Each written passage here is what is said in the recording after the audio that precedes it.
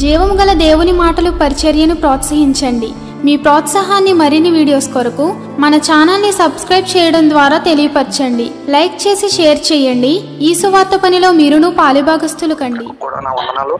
దేవుడికి సమస్త మహిమ కలిగినాక చిన్న ప్రేయర్ చేసుకుందామండి. నాతో పాటు దయచేసి ఏకరించండి. దయచేసి నాతో పాటు ఏకరించండి. దేవా స్తోత్రాలయ, దేవా స్తోత్రాలు, దేవా స్తోత్రాలు, దేవా స్తోత్రాలు. పరిశుద్ధుడా, గొప్పవాడా, బలవంతుడైన దేవా యేసు నీకే స్తుతులు, స్తోత్రాలు.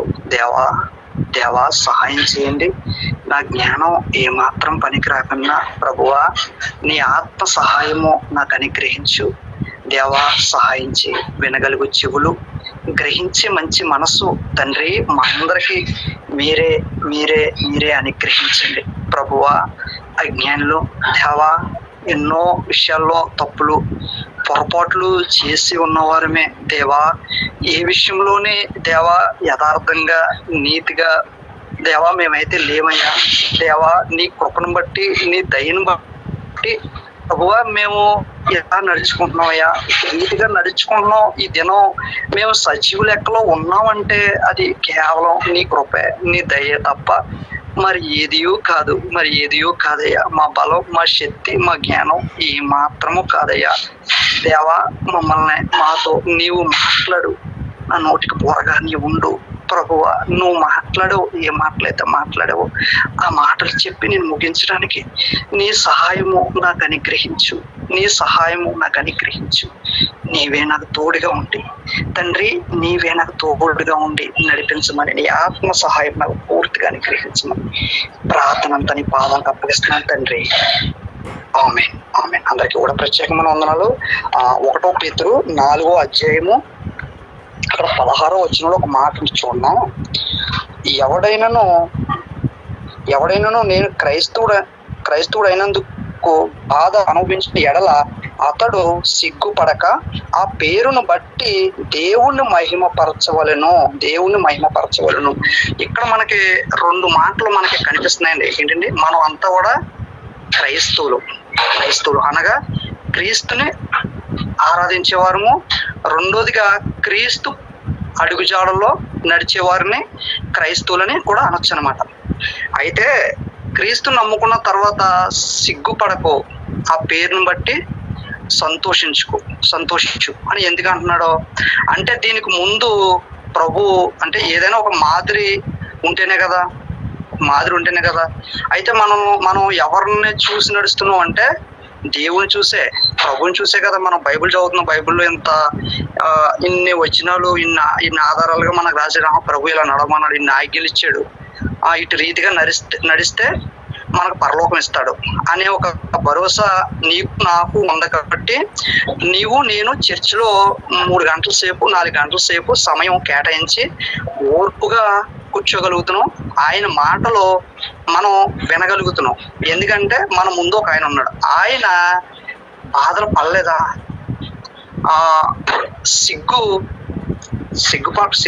సిగ్గుపరిచే విధంగా వాళ్ళు గాయపరచలేదా? అంటే ఆ ప్రభు స్వస్థ కార్యాలు చేసి మత్తయి సువార్త మొత్తం మనం జ్ఞానించినప్పుడు మత్తయి సువార్త కానీ లోక కానీ మనం చూసినప్పుడు అక్కడ శాస్త్రుల కోసం, పరిచర్యల కోసం మనకు బాగా రాయబడి ఉంటుంది అనమాట. ప్రభుని ఏకధీటిగా ప్రశ్నిస్తూ ఉంటారు. ఈయన ఓర్పుగా సమాధానం చెప్తూ ఉంటాడు. ఎన్నో విధాలుగా ప్రభుని బాధ పెడుతూనే ఉంటారన్నమాట. కానీ శిష్యులు కూడా వాళ్ళు కూడా తెలియదు అనమాట. ఏదన్నా ఇదేంటిది అనేది ప్రతిదానికి కూడా ఆయన సమాధానం ఇస్తూ ఉన్నాడు. అయితే స్వస్థత విషయానికి వచ్చేటప్పుడు కుష్ఠరోగిని, గుడ్డివాడిని, అలాగే ఒక చచ్చిపోయిన లాజర్ని, వీళ్ళందరినీ కూడా బ్రతికిస్తుంటుంటే వీళ్ళందరూ ఏమనేవారంటే, బైబిల్లో వేరే భాషను మీకు మామూలుగా చెప్పేస్తాను, దయ్యాలకి ఎవరండి అధిపతి యేసుని దయ్యాలకి అధిపతి అని ఒక పేరు పెట్టేశారు.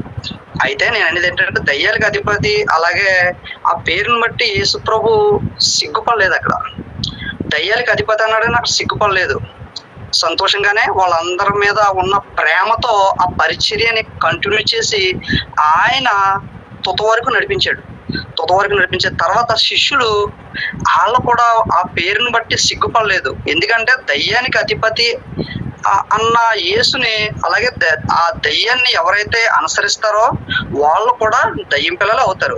అవునా కాదండి? దయ్యం పిల్లలు అవుతారు. కాబట్టి యేసుని అనుసరించేవారు, యేసు పిల్లలు కూడా సేమ్ గిరిది వస్తుంది అనమాట. సేమ్ గిరిది వస్తుంది. అందుకే ప్రభు నా పేరుని బట్టి సంతోషించండి, సిగ్గుపడొద్దు. మనం చర్చెస్కి వెళ్ళినప్పుడు బైబిల్ తీసుకెళ్ళాం. ఒక్కొక్కరు స్టైల్ చేస్తూ ఉంటారు అనమాట, సిగ్గుగా ఉంటుందని. దేనికి? అయ్యో చిన్నతనం వచ్చేస్తుంది, బైబిల్ తీసుకెళ్ళరు.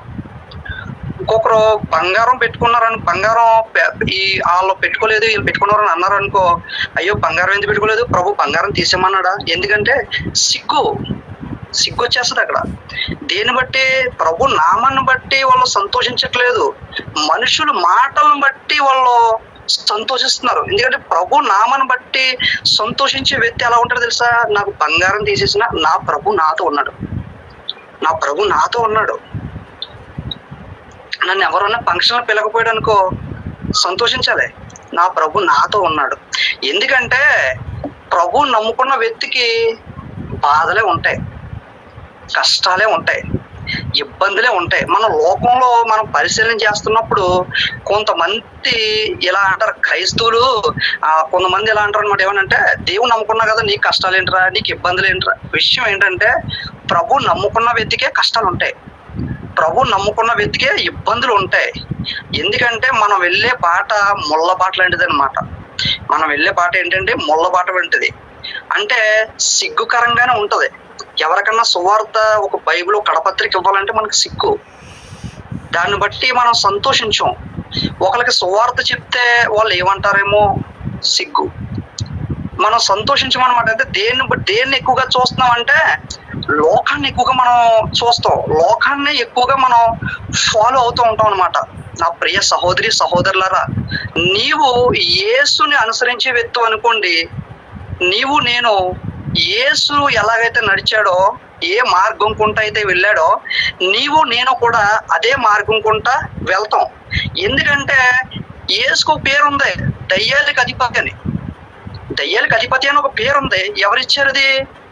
అప్పుల్లో శాస్త్రులు, పరిశీలకులు వీళ్ళందరూ వేశారనమాట ఒక పేరు. ఆయన ఏమన్నా దాన్ని బట్టి సిగ్గుపరిచి వాళ్ళు ఏమన్నా శపించడకుని, వాళ్ళు ఏమన్నా శాపం పెట్టి మీరు ఎలాగైపోండి నన్ను ఈ పేరు పెట్టారని, దేవుడు కుమారుని ఏమన్నా ఏమన్నది? ప్రేమించాడు, తొత్త వరకు ప్రేమించాడు. కానీ నిన్ను నన్ను ఎవరైనా ఏమన్నా అంటే నోటంట అపవిత్రమైన మాటలు వస్తాయన్నమాట. కొంతమంది నోట్లో తిట్టుకుంటారు, మనసులో పైకి క్రైస్తవులం కదా అని. కొంతమంది బయటికి కక్కేస్తూ ఉంటారు. కానీ యేసుని చూసి సంతోషించే వ్యక్తికి ఈ మాటలు రావు. కడుపులోనైనా బయటైనా ఒకే విధంగా ఉంటాడు ఆ వ్యక్తి. ఎందుకంటే ఒక బైబిల్లో ఒక మాట ఉంది, సూర్యుడు అస్తమించే లోపు మీ కోపం నిలిచి ఉండకూడదు. సూర్యుడు అస్తమించే లోపు మన కోపం అంట అవతల వ్యక్తి మీద నిలిచి ఉండకూడదంట. ప్రభు ఏ ప్రేమనైతే చూపించాడో నీవు నేను అదే ప్రేమను చూపించాలి. ఎందుకంటే ప్రభు నీకు నాకు బాధనే శ్రమనే మనకిస్తాడు, రెండు మనకిస్తాడు. శ్రమనే పరీక్ష రెండు మనకిస్తాడు. ఎందుకంటే 10th క్లాస్ పరీక్ష రాసినప్పుడు పరీక్ష ఎంత పెడతారండి పాస్ అవడానికి? ఇప్పుడు ఏవుకి ఎంత పెట్టారు? అబ్రహాంకి ఎంత పెట్టాడు? అబ్రహాంకి లేక ఇసాక్ పుట్టాడు. 70 ఏటకి మాట ఇచ్చాడు, 100 ఏటకి ఇసాక్ పుట్టాడు. ఇసాక్ని ఏం అడిగాడు? నాకు బలిగా ఇచ్చామని అడిగాడు. బలిగా ఇచ్చామని అడిగినప్పుడు ఏం చేశాడు? అబ్రహాం పట్టుకెళ్ళి మోరేలు కొండ దగ్గరికి పట్టుకెళ్ళి బలి ఇచ్చాడని చూస్తే ఆపేశాడు. అంటే ఏంటి? పరీక్ష శోధన సాతాను తెస్తాడు. శోధన ఎలా తెస్తాడు? శోధన నీకు ఎలా తెస్తాడంటే పాపం ద్వారా తెస్తాడు. నిన్ను నరకానికి తీసుకెళ్లే విధముగా నీకు సాతాను శోధన తెస్తాడు. కానీ ప్రభు నిన్ను పరలోకానికి తీసుకెళ్లే విధముగా పరీక్ష శ్రమ తెస్తాడు.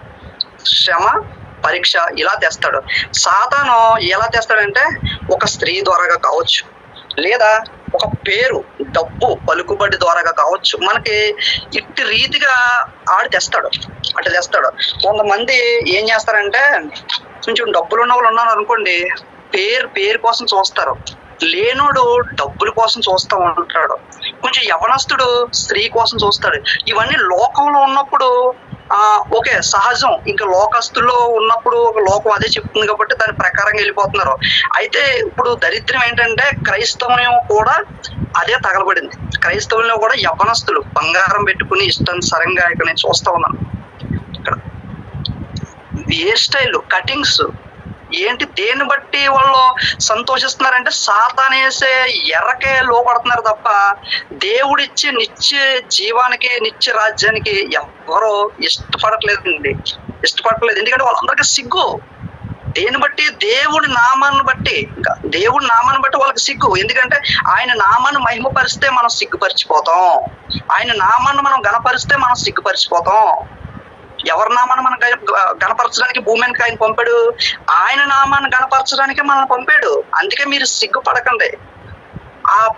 ఆ పేరుని బట్టి మీరు సంతోషించండి. ఈ సంతోషం ఎవరిలో ఉంటది? చూడండి, అదే పత్రిక 19వ అధ్యాయం చూడండి, 19లో ఉంటుంది మాట. కాబట్టి దేవుడు చిత్త ప్రకారము పరువారు సత్య ప్రవర్తన గలవాడై నమ్మకముగా సృష్టికర్త అయిన ఆత్మను అప్పగించుకున్న వాళ్ళను. అంటే ఆయన చిత్త ప్రకారంగా నడుచుకున్నవారు ఉంటారు చూసారండి. అంటే యథార్థంగా మనం అందరం కూడా సువార్త ఒక్కొక్క కోణంలో మనం విన్నాం, ఒక్కొక్క కోణంలో ప్రభు దగ్గరికి వచ్చాం, ఎవ్వరము మనం ఏమీ తలకాయ లేని వాళ్ళవి బుర్రలేని వాళ్ళవి కాదండి. ఎందుకంటే మనకు అన్ని తెలిసే సువార్తను అంగీకరించాం, చర్చెస్లోకి వచ్చి కూర్చున్నాం, మెసేజ్ వింటున్నాం. అయితే ప్రభు ఏం చెప్తున్నాడంటే సత్ప్రవర్తన కలిగి యథార్థంగా ఆయన దగ్గర అంటే ఆయన చిత్త ప్రకారంగా ఎవరైతే ఉంటారో వాళ్ళకి ఆయన రాజ్యం ఇస్తాడు, ఆయన ఆత్మనిస్తాడు, ఆయన ఆత్మనిస్తాడు అనమాట. కానీ ఆ నీతిగా యథార్థంగా ఎంతమంది అయితే మనం పరిచర్య చేస్తున్నారో, ఎంతమంది అయితే యథార్థంగా ఉంటున్నారో వాళ్ళకి కష్టం రాదా, బాధ రాదా, నిందలు రావా? ఖచ్చితంగా వస్తాయి. కానీ వాళ్ళు దేవుని బట్టి సంతోషిస్తారు. వాళ్ళు దేని బట్టి అండి?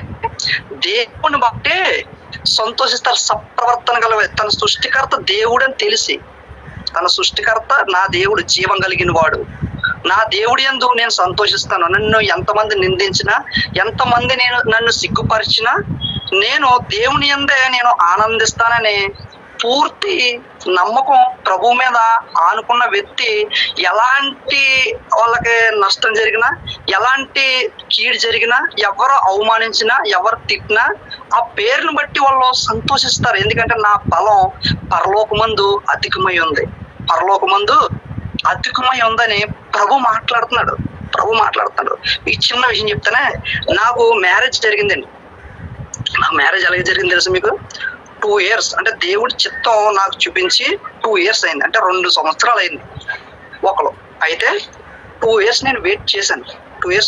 దీనికి నేను మామూలుగా చెప్తున్నాను, ఇంటర్ మ్యారేజ్ మాది కాపులు, అమ్మాయిలది గొల్లలు. అయితే అస్సలు సెట్ కాదు. ఎందుకంటే పెళ్లి చేసుకుంటే ప్రతి ఒక్కరు నవ్వడమే. అందుకు వాళ్ళ కులంలో గొల్లలు అనే వ్యక్తుల్లో వాళ్ళు ఎవరే మా అమ్మాయిని చేసుకుంటే నువ్వు నాశనం అయిపోతారా అని వాళ్ళు హీనంగా సిగ్గుకరంగా మాట్లాడారు. నేను ఏం చూశాను? ప్రభు వైపే చూశాను. వాళ్ళు ప్రభు వైపు చూశారు కాబట్టి ఈ వివాహం జరిగింది. అదే నేను సిగ్గుపడి ప్రభువుని సంతోష పెట్టక నేను లోకాన్ని సంతోష పెడదామని ఒకవేళ నేను ఈ పెళ్లి చేసుకోకపోతే దేవుని చిత్తం నా జీవితంలో జరిగి ఉండేదా? దేవుడు సంతోషపడి ఉండేవాడా? ఉండేవాడు కాదు కదా. వాళ్ళందరూ కూడా ఎలివేశారు వాళ్ళ ఇంట్లో వాళ్ళ అమ్మ వాళ్ళని. ఇంకా ఇప్పటికీ కూడా ఏదో విధంగా ఏదో కోణంలో తిడుతూనే ఉంటారు వాళ్ళని. అంటే ఇవన్నీ ఏంటి? పరువైన మాటల, అంటే గర్వంగా చెప్పుకునే మాటలేవి కాదండి. గర్వంగా చెప్పుకునే మాటలు, సిగ్గుపడే మాటలే. ఎవరి కోసం సిగ్గుపడుతున్నాం, ఎవరి కోసం మనం సిగ్గు అనుభవిస్తున్నాం, ఎవరి నామాన్ని బట్టి అనుభవిస్తున్నాం అంటే ప్రభు నామాన్ని బట్టి.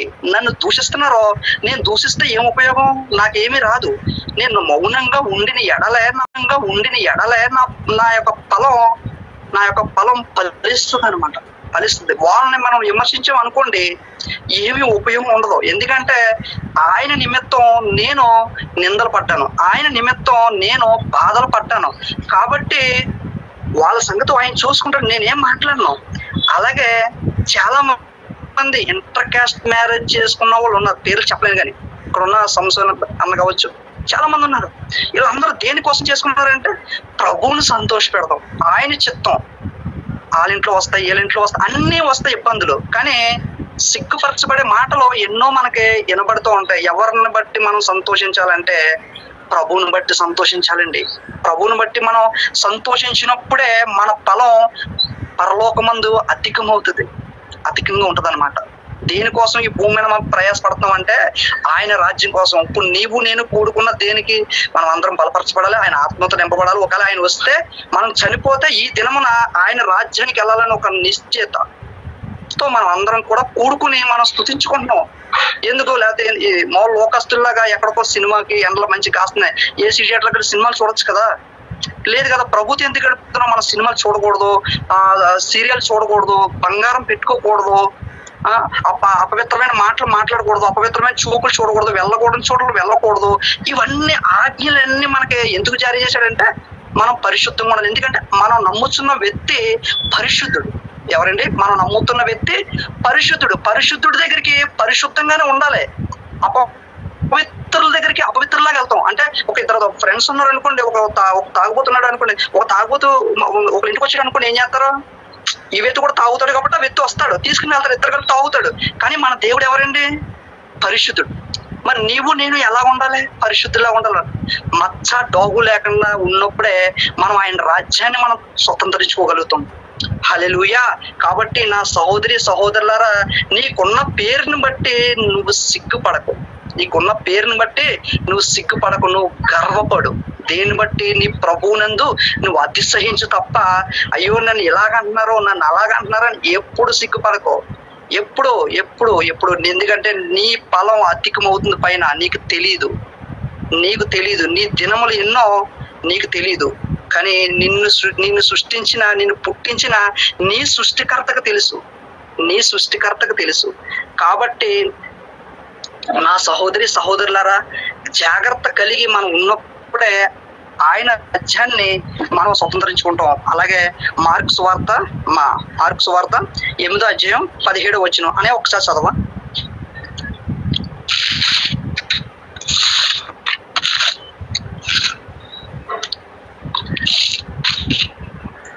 ఎవరైనా ఉన్నారండి?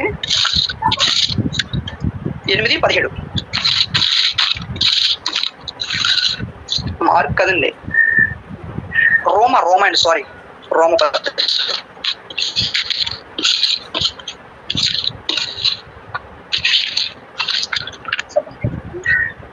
ఎవరైనా ఉన్నారండి? ఉన్నాను, చేస్తున్నాను. అన్మ్యూట్ తీయకుండా చదువుతున్నాను. మనం పిల్లలమైతే వారసులము,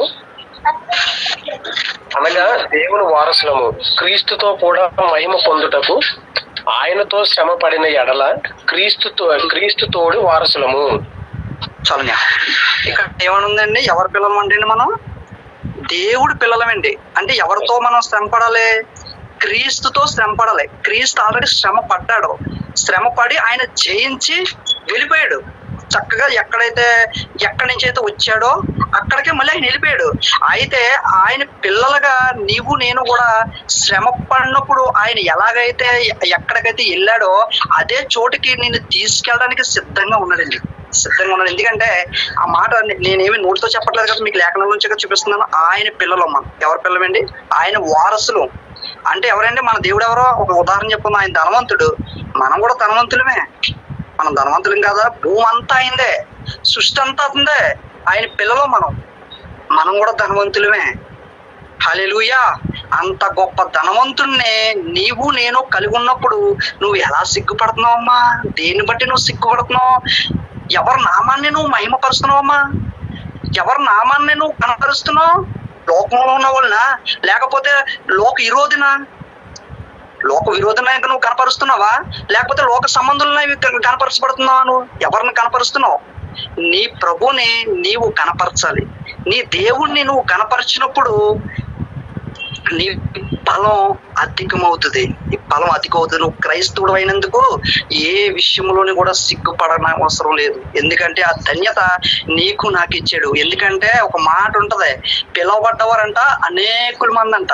పిలువబడ్డవారు ఎంతమంది అంట? అనేక మంది. కానీ ఏర్పరచబడ్డవారు కొందరే. అందులో నీవు నేను ఉన్నావమ్మా.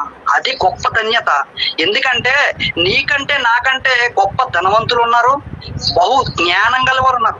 కానీ ఎన్నో కోట్ల మందిలో నీవు ఆయన కనుదృష్టి కనిపించావు చూడు, అది గొప్ప ధన్యత.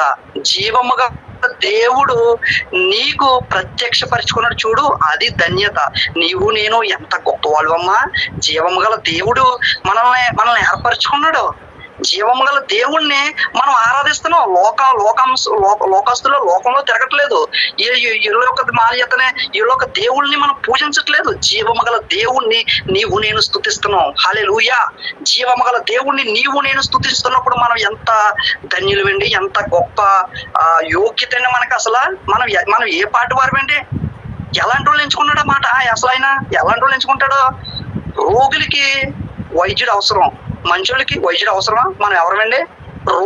రోగులమైన వాళ్ళకి వైద్యుడు అవసరం. అంటే మన పాపులుగా ఉన్నాం కాబట్టి ఆయన రక్తముతో మన పాపములను కడిగి మనల్ని అందరినీ ఏర్పరచుకున్నాడు. అందుకే మనం ఆయన పిల్లలం అయిపోయాం. ఆయన రక్తంలో కడగబడ్డాం, ఆయన రక్షణ తీసుకున్నాం. అందుకే మనం ఆయన పిల్లలు అయిపోయామండి. హల్లెలూయా. అందుకే ఆయన శ్రమపడి జయించాడు. సకల సృష్టికి సువార్త ప్రకటించండి అని శిష్యులు చెప్పారు. సువార్త మనకు కూడా అందింది. మనం కూడా రక్షింపబడ్డాం. మనం అందరం ఆయన పిల్లలమే కదండి. మనం ఎంత ధన్యత. దేన్ని బట్టి మనం సిగ్గుపడాలండి? దేన్ని బట్టి సిగ్గుపడాలి? దేన్ని బట్టి మనం సిగ్గుపడడం అవసరం లేదు. ఎవరైనా మనం సిగ్గుపరిచిన వెడలా దేవుడికే మహిమ. దేవా, నిన్ను బట్టి నేను సిగ్గుపరచబడుతున్నాను, నీకే మహిమని నేను చెప్పగలగాలి. నీవు నేను చెప్పగలగాలి. హల్లెలూయా. అప్పుడే నీవు నేను దేవుడి పిల్లలుగా పిలవబడతాం. జాగ్రత్త. నీకున్న గిరుదు చిన్నది కాదు నా సహోదరి సహోదరుడా. జాగ్రత్త. ఎంత గొప్ప యోగ్యత ఇచ్చాడు మనకి. సరే, కిందకి వెళ్ళిపోదాం, టైం అయిపోతుంది కాబట్టి. సామెతలు అనే చదువు 21:23 అనే.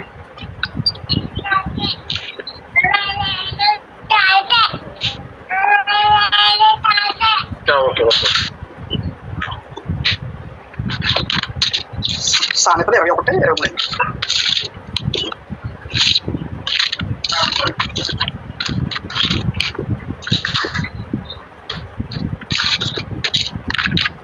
నోటిని నాలుకను భద్రము చేసుకుని వాడు శ్రమల నుండి తన ప్రాణమును కాపాడుకొనును. చాలండి. అయితే ఇక్కడ మనకి 2 మాటలు సొలొమోన్ గారు రాసినట్టుగా మనకి చూస్తున్నాం. అయితే నోటిని నాలుకని భద్రంగా కాపాడుకుంటూ కూడా ఏమవుతాడంటే తన ప్రాణమును కాపాడుకుంటాడు. అయితే మనకి శ్రమలు 2 విధాలుగా వస్తాయండి.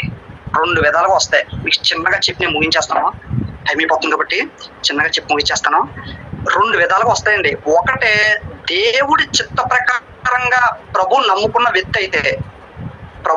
వ్యక్తి అయితే దేవుని చిత్త ప్రకారంగా నడిచినప్పుడు వచ్చే శ్రమలు వేరు.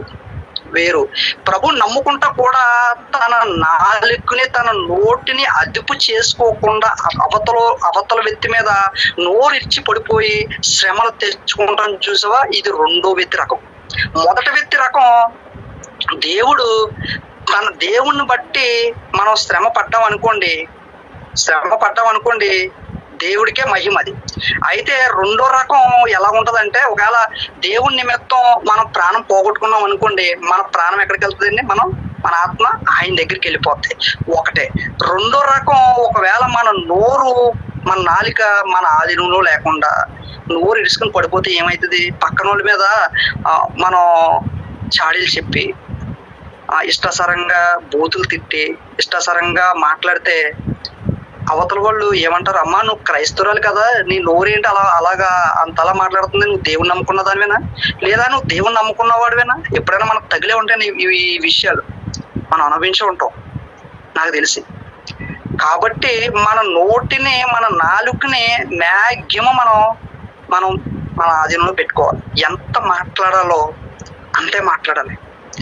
నీకు మాట్లాడవలసిన అవసరం వచ్చిందనుకోండి, నీకు ఏదైతే మాట్లాడాలో ఆ మాట మాట్లాడి అక్కడి నుంచి వచ్చి, లేదు ఒకవేళ అక్కడ ఉండవలసి వచ్చింది కాసేపు అని అనుకున్నావు అనుకోండి, నీ నోటిని నీ నాలుకని నీ అదుపులో పెట్టుకో.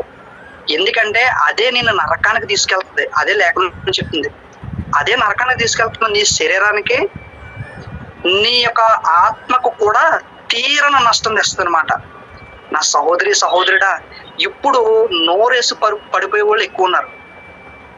నోరు నాలిక నోరుకి అదుపు ఉండలేదన్నమాట. ఇష్టానుసరంగా నోరేసి పడిపోతా ఉన్నారు కొంతమంది మనం చూస్తున్నప్పుడు. మాట్లాడండి. ప్రతి దానికి ఒక దినం ఉంది, ప్రతి దానికి ఒక దినం ఉంది. అప్పుడు ఆ దినం వచ్చినప్పుడు వాళ్ళు మాట్లాడడానికి నోరు ఉండదు. ఇక మాట్లాడడానికి నోరు ఉండదు, నాలిక ఉండదు. జాగ్రత్త. ఒక దినం మనందరికీ ఉంది. జాగ్రత్త. నీ నోటిని నీ నాలికని నీ ఆధీనంలో పెట్టుకున్నప్పుడు నీ ప్రాణాన్ని నువ్వు కాపాడుకుంటావు.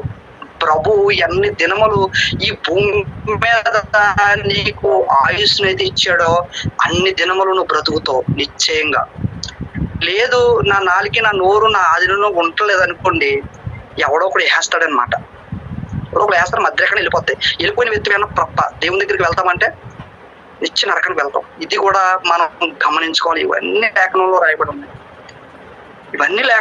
ఉన్నాయి. నీవు నేను జాగ్రత్తగా చూసుకోకపోతే చాలా ప్రమాదం అండి నా సహోదరి సహోదరుడా. అది ఎవరైనా కావచ్చు, ఒక పాస్టర్ అయినా కావచ్చు, ఒక విశ్వాస అయినా కావచ్చు, ఎవరైనా కావచ్చు. మనం మన నోటిని మన నాలుకని నా ఆధీనంలో పెట్టుకున్నప్పుడు మనకి ఏ బాధ ఉండదు. మన ప్రాణాన్ని మనం కాపాడుకున్న వ్యక్తులుగా మనం ఉంటాం. హల్లెలూయా. లాస్ట్ గా చేస్తానండి. అదే రోమపత్రిక 2వ అధ్యాయము 9వ వచనం చదవనా?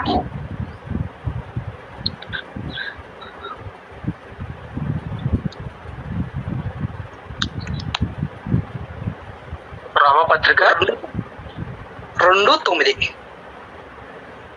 దుష్కార్యం చేయు ప్రతి మనుషుని ఆత్మకు మొదట యూదునికి గ్రీసు దేశస్థునికి కూడా శ్రమయు వేదనయు కలుగును.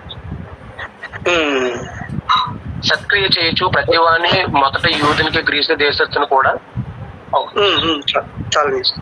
అయితే దేవుడు చెప్పే మాట ఏంటంటే యూదునికి గ్రీక్ దేశస్థుడు కూడా ఒకటే, తన ఆత్మనే తనే పాడు చేసుకుంటాడు. అంటే యూదులు దేవుడిని తెలుసుకోలేదు ఇప్పటికీ. కానీ గ్రీక్ దేశస్తులు అనగా అన్యులు. మనం అంతా ఎవరండి? అన్యుల్లోంచి మనం వచ్చాం. వచ్చిన వాళ్ళు. అన్యుల్లోంచి మనం వచ్చి దేవుణ్ణి అంగీకరించాం, కానీ వాళ్ళు అంగీకరించలేదు. కానీ ప్రభు చెప్పే మాట ఏంటంటే వాళ్ళకైనా మనకైనా ఒకటే. వాళ్ళ దేవుడు ప్రజలు కదా, వాళ్ళకి పరలోకం ఇచ్చేస్తాను. వీళ్ళ గ్రీక్ దేశస్తులు అంటే అన్యులు కదా, వీళ్ళకి నేను ఇవ్వను అని ప్రభు అక్కడ చెప్పలేదు. అక్కడ పక్షపాతం చూపించలేదు దేవుడు, ఎవడ ఆత్మకి వాడే ఉత్తరవాది చెప్తున్న మాట. ఎవడ ఆత్మకి వాడే ఉత్తరవాది అంటే వాళ్ళ ఆత్మ వాళ్ళకి, అంటే వాళ్ళు కూడా సువార్త వచ్చి వాళ్ళు కూడా అందుతట, వాళ్ళు కూడా రక్షింపడతారు. తర్వాత ఇప్పుడు వాళ్ళు అంగీకరించినప్పుడు, ఒకవేళ అంగీకరించకపోతే అందరికీ ఒకటే శిక్ష. ఎవరికే ఇందులో పక్షపాతం అనేది లేదు. నా సహోదరి సహోదరులారా, నీ ఆత్మకే నా ఆత్మకే నీవు నేనే ఉత్తరవాదులు. జాగ్రత్త నా సహోదరి సహోదరులారా, జాగ్రత్త. దేని యందు నీవు ఆశ కలిగి ఉన్నావు, దేని యందు నువ్వు ఆసక్తి చూపిస్తున్నావు, ఏ మనుషుడి యందు నువ్వు ఆసక్తి చూపిస్తున్నావు?